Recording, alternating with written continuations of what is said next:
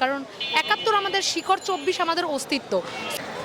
আসসালামু আলাইকুম আপু। ওয়ালাইকুম সালাম। আপু আপনার নামটা প্লিজ। তানজিনা। আজকে আমাদের আপা বাংলাদেশে নাই, আপনাদের বিজয় দিবস কেমন কাটছে আপনাদের একটু জানাবেন please. To be honest I am very happy.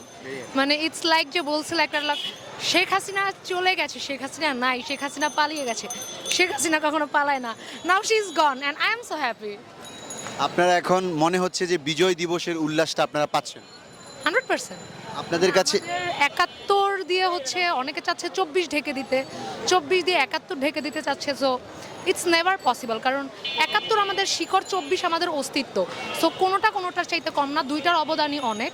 And two be honest, আমার জন্ম হওয়ার পরের থেকে, মানে বুঝে আসার পরের থেকে আপাকে ছাড়া ফার্স্ট বিজয় দিবস, and I am super happy, আলহামদুলিল্লাহ।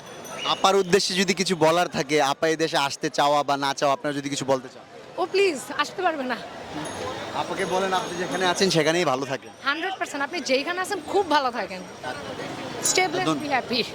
ধন্যবাদ আপু আপনার বাইটসের জন্য। আজকের কথা থেকে মাহমুদ হাসান জি।